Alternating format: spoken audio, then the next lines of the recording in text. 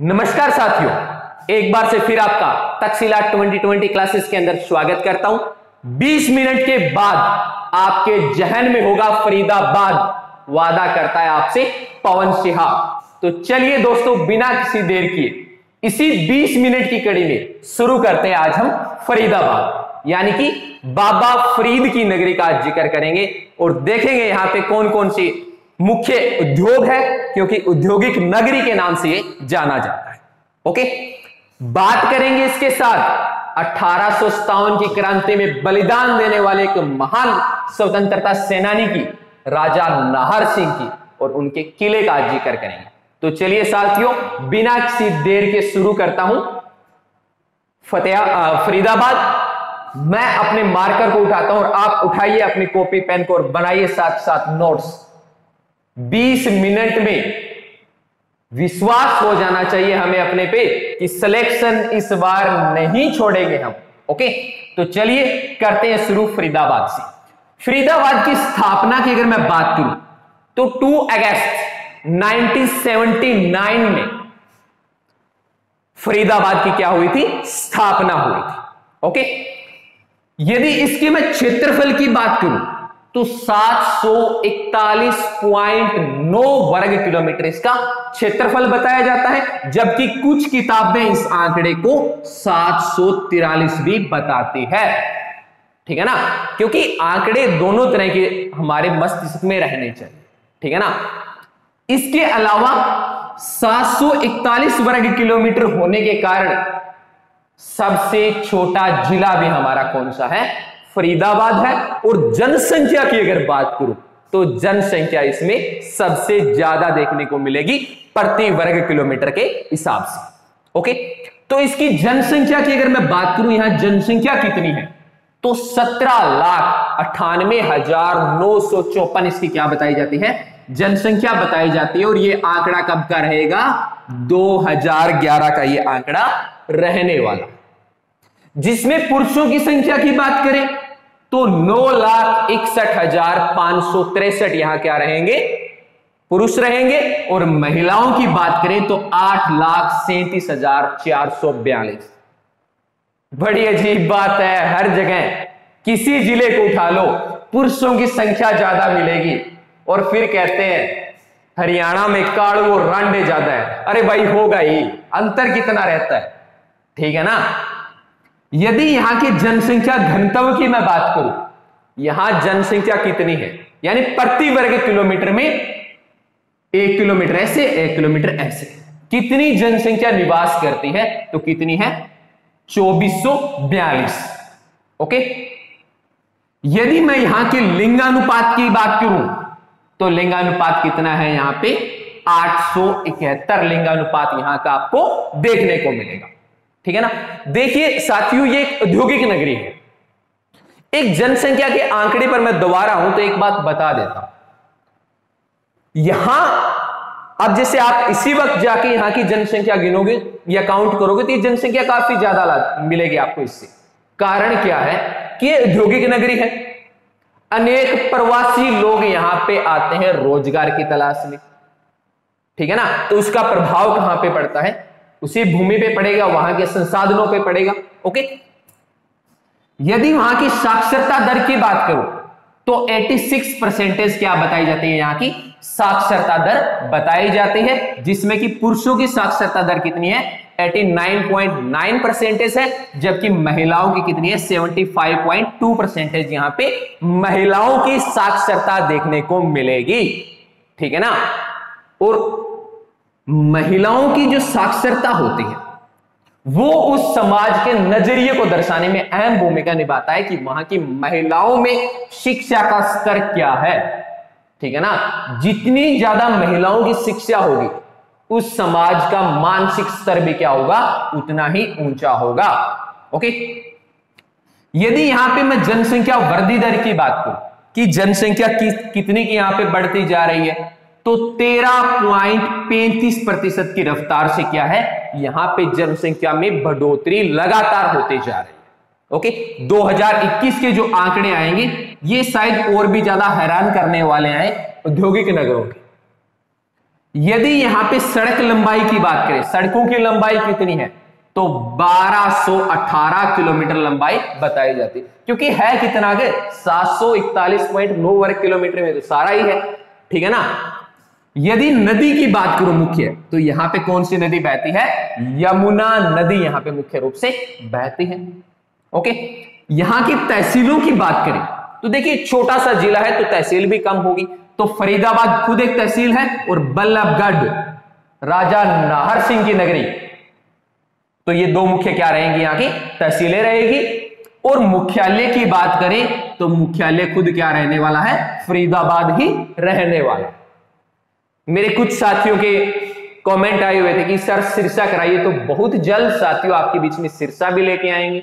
Okay, इसके समांतर हमारी पॉलिटिकल की क्लासेस चल रही है, जिस कड़ी में हमने मौलिक अधिकारों को करवा दिया है और सारा का सारा जो डाटा है आपको लक्ष्मीकांत का मिलेगा। ओके, यदि यहां के विधानसभा क्षेत्र की बात की जाए तो विधानसभा क्षेत्र में कौन आता है, फरीदाबाद खुद एक विधानसभा क्षेत्र है। इसके अलावा बड़खल, बल्लभगढ़ और तिगांव, ये बड़ा ही महत्वपूर्ण गांव है, ठीक है ना। जिक्र करेंगे तिगांव के ऊपर, एक बार इसका कुछ बेसिकली आंकड़ा हम जान लेते हैं। यदि यहां पे नेशनल हाईवे की बात करें तो नेशनल हाईवे नंबर 2 इसको टच करता है, इसमें से निकलता है। 2 अप्रैल 2015 इस दिन क्या है, आंतरिक सुरक्षा दिवस बनाया गया था और सबसे बड़ा झंडा यहां पे लहराया गया था। माननीय अमित शाह जी यहां पे आए थे फरीदाबाद में और आंतरिक सुरक्षा दिवस के ऊपर सबसे बड़ा झंडा लहराने का काम यहां पे किया गया था। ओके, इसके अलावा इसको उद्योग नगरी के नाम से जाना जाता है हरियाणा में, क्योंकि ट्रैक्टर उद्योग की बात करें, मोटरसाइकिल उद्योग की बात करूं, टायर, ट्यूब्स, रेफ्रिजरेटर, अनेक उद्योग यहां पे आपको देखने को मिलेगा। यदि इसके नामकरण की बात करूं मैं, इसका नामकरण किस आधार पे किया गया है, तो 1607 में जहांगीर के कोषाधिकारी शेख फरीद के नाम पे या सूफी संत बाबा शेख फरीद के नाम पे क्या है, इसका नाम फरीदाबाद है। देखिए दोनों तरह की अलग अलग इतिहासकार अलग अलग बातें मानते हैं। अनेक बातें ऐसी हैं जिन पे इतिहासकारों में मतभेद देखने को मिलता है। तो कोई बाबा शेख फरीद के नाम पे बताता है, जबकि दूसरे का नाम भी शेख फरीद है पर ये इनका कोषाधिकारी होगा। ओके, यदि यहां पे उद्योगों की बात करें, क्योंकि औद्योगिक नगरी है और उद्योगों का जिक्र न हो ऐसा हो नहीं सकता, तो यहां पे मशीनी उपकरण, ट्रैक्टर, मोटरसाइकिल, इस्पात उद्योग, पावरलूम, रासायनिक पदार्थ, औषधि और रेफ्रिजरेटर मुख्य रूप से यहां पे क्या है, इनके उद्योग किए जाते हैं या इनके फैक्ट्रीज कारखाने यहां पे है। यदि फरीदाबाद में होने वाली मुख्य फसल की बात करूं तो गेहूं मुख्य फसल रहेगी। इसके अलावा ज्वार, बाजरा और चावल का भी यहां पे क्या होता है, उत्पादन होता है। ओके, अच्छा अब थोड़ा सा जिक्र कर लेते हैं इसके तिगांव का, जिसको कि अमर शहीद गांव के नाम से जाना जाता है। देखिए हरियाणा फौजी वीरों की और वीरों की भूमि रही है, तो फरीदाबाद से जो तिगांव है यहां से सबसे ज्यादा सैनिक शहीद हुए हैं और यही कारण है कि सुबह सुबह इस गांव में राष्ट्रीय गान होता है। बड़े गौरव की बात है हमारे हरियाणा के लिए कि एक ऐसा गांव भी हमारे हरियाणा में है जहां पे सुबह सुबह राष्ट्रीय गान के साथ देश के गौरव के साथ दिन की शुरुआत की जाती है। ओके ओके, अब जिक्र कर लेते हैं 1857 की क्रांति की, क्योंकि अगर तिगांव का जिक्र हो रहा है तो क्रांति का भी जिक्र होना चाहिए। भारत के पहले स्वतंत्रता संग्राम, ओके, 1857 की क्रांति, जिसमें धानु सिंह जो कि किसान नेता है नेतृत्व करने का बात काम करेंगे, और दूसरे कौन है, हरियाणा के शेर नाहर सिंह बल्लभगढ़ के राजा, ठीक है ना। देखिए बड़े ही वीर योद्धा थे। 1823 में तेवतिया परिवार के अंदर इनका जन्म हुआ था। अल्प आयु के अंदर इनको गद्दी पर बिठा दिया गया इनके पिता की मृत्यु के बाद। और जब क्रांति का बिगुल बजा तो 1857 की क्रांति में कूद पड़े और दिल्ली की रक्षा करने के लिए निकल गए। 120 दिन तक अंग्रेजों को रोके रखा। अंग्रेजों में हिम्मत नहीं हुई कि इनकी सुरक्षा को भेद के दिल्ली में दाखिल हो सके और अंत में छल से इनको पकड़ लिया गया। अंग्रेजों ने शांति के लिए सफेद झंडे को दिखाया और समझौते की बात की। नाहर सिंह अपने कुछ चुनिंदा सैनिकों के साथ दिल्ली में गए और अंग्रेजी अधिकारियों ने उन पे आक्रमण कर दिया और उनको पकड़ लिया, बंदी बना लिया और इनके सैनिकों को बड़ी ही क्रूरता से शहीद कर दिया गया। ओके, और 9 जनवरी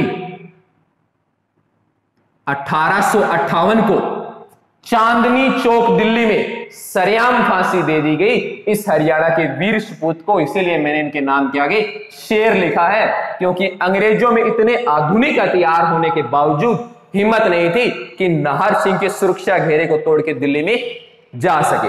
एक पूरा लेक्चर दूंगे, विस्तार से पढ़ेंगे 1857 की क्रांति को, क्योंकि हरियाणा के भी अनेक वीरों का इसमें योगदान रहा है और बड़े बड़े राजा महाराजा और महान वीरांगना लक्ष्मीबाई की गाथा का हम जिक्र करेंगे और समझेंगे भारतीय इतिहासकार क्यों इसे भारत का प्रथम स्वतंत्रता संग्राम बताते हैं और क्यों वहां पे अंग्रेज अधिकारी या अंग्रेजी इतिहासकार इसको सिर्फ एक सैनिक विद्रोह का नाम देते हैं।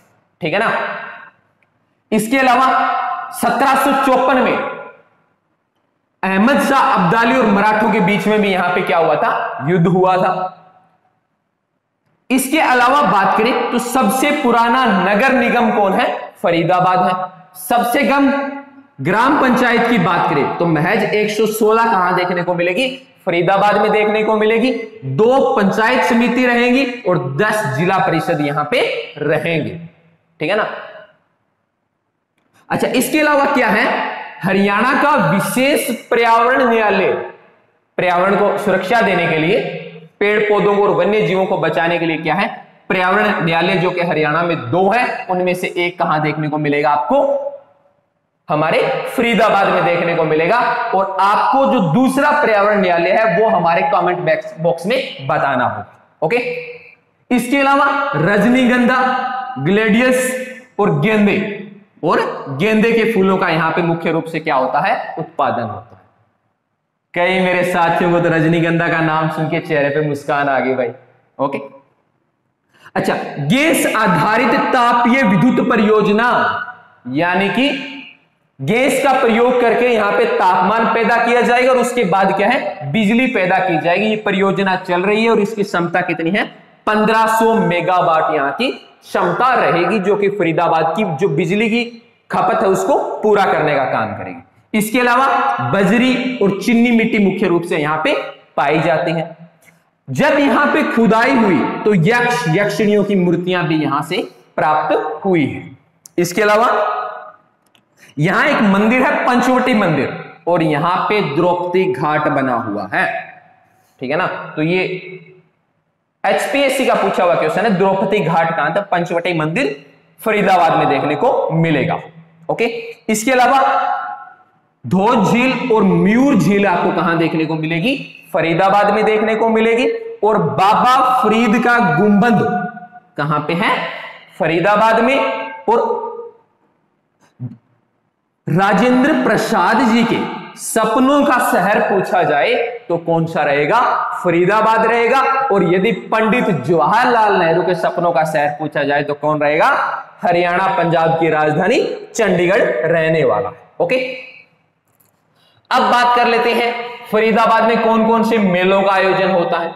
तो यहां मेले काफी ज्यादा लगते हैं, चाहे जिला छोटा सा है, मेलों की यहां पे कोई कमी नहीं है। धार्मिक भावनाएं कूट कूट के भरी हुई है। शिव चौदस का मेला, रामनवमी का मेला, कार्तिक का मेला, गोगा पीर का मेला, कालका का मेला, जन्माष्टमी का मेला, बलदेव हट का मेला, कनुआ का मेला, सूरज कुंड का मेला, बड़ा इंपॉर्टेंट है ये साथियों, याद रखना पड़ेगा। इसका ऊपर थोड़ा सा विस्तार से जिक्र करेंगे।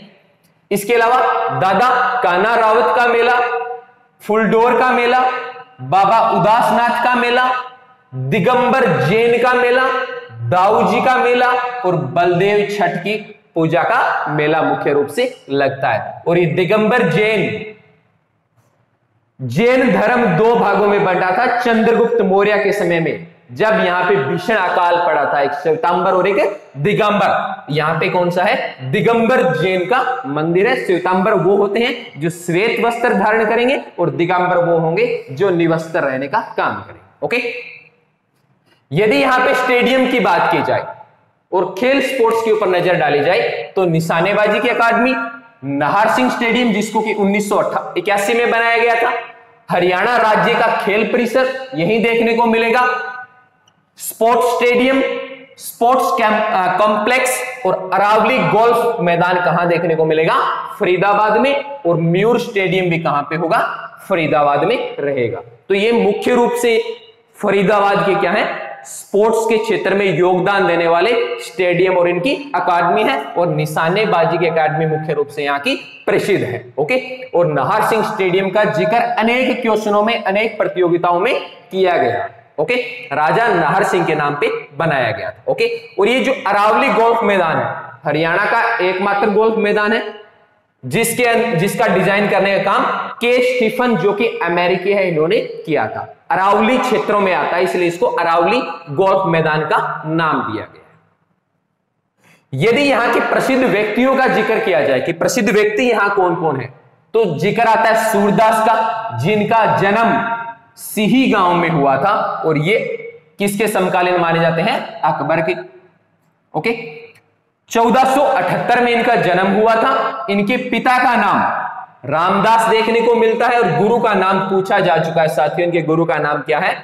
बल्बाचार्य और हरिदास, दो मुख्य रूप से इनके गुरु देखने को मिलेंगे। कौन?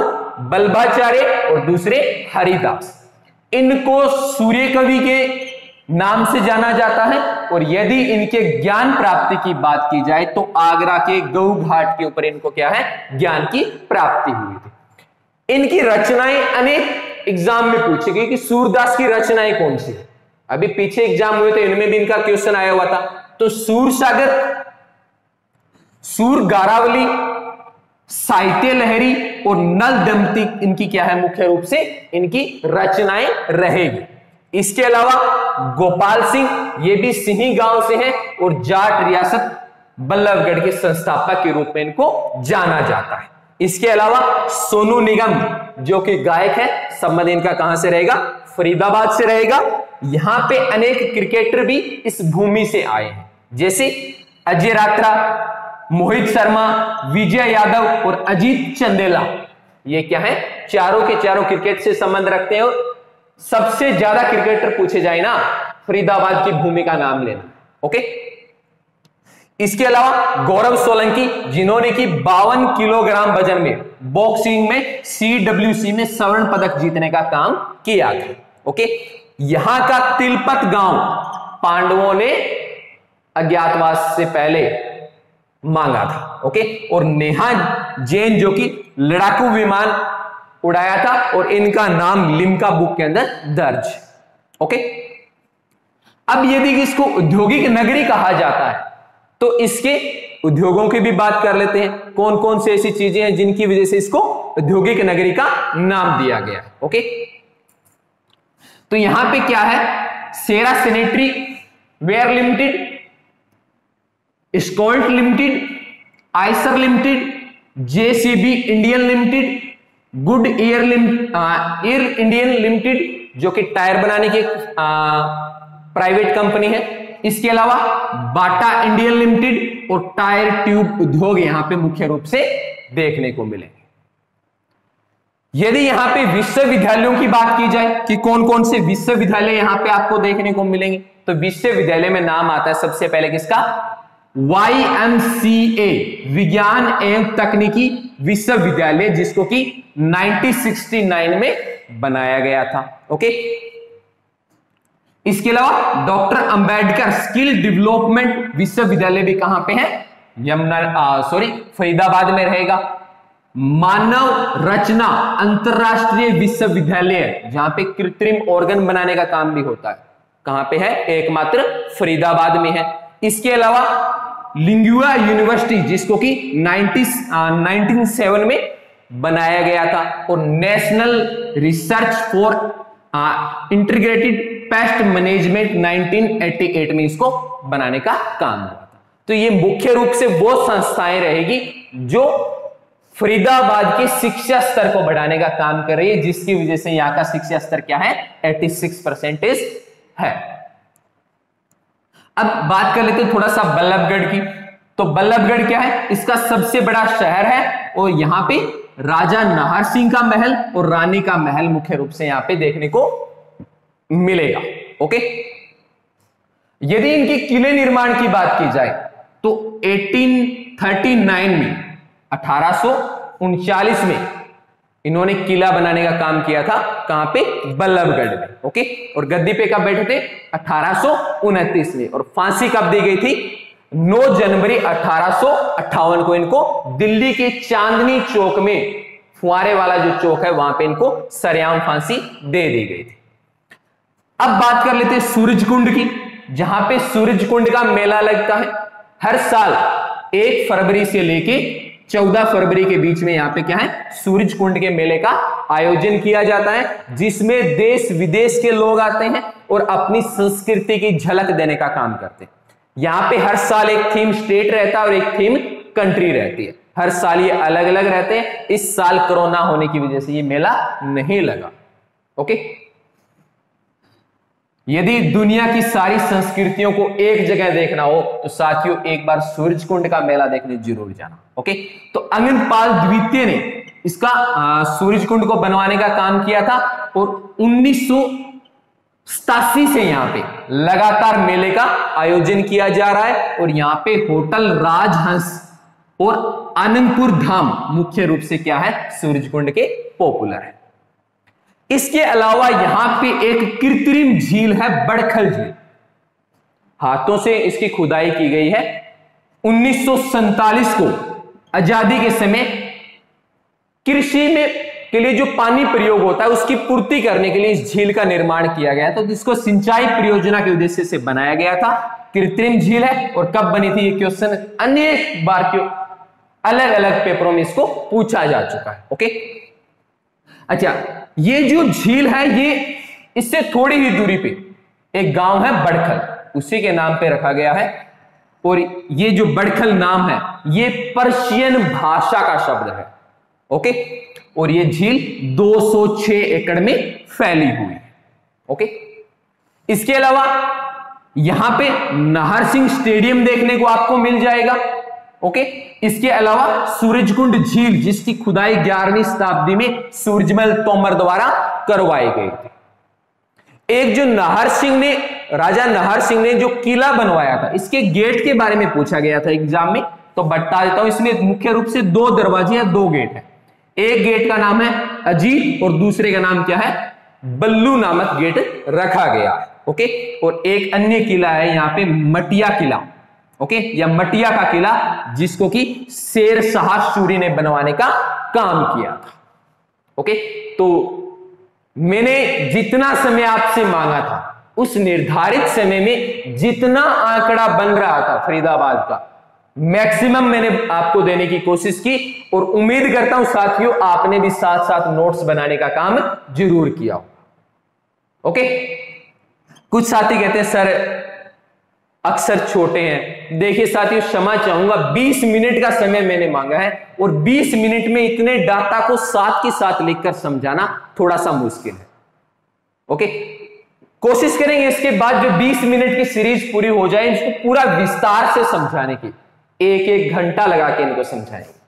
ओके, क्योंकि ये जो वीडियो 20-20 मिनट की बन रही है, जब एग्जाम बिल्कुल सर पे होगा तब बड़े बड़ी न तो किताबें पढ़ी जाती, न ही बड़े बड़े वीडियो देखे जाते।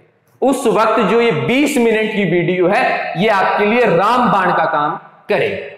तो उम्मीद करूंगा साथियों आपको ये वीडियो अच्छी लगी होगी, और बगैर कहे आप लाइक, कमेंट और शेयर करना नहीं भूलेंगे। तो इसी के साथ मैं आपसे अलविदा चाहूंगा। जय हिंद, जय भारत।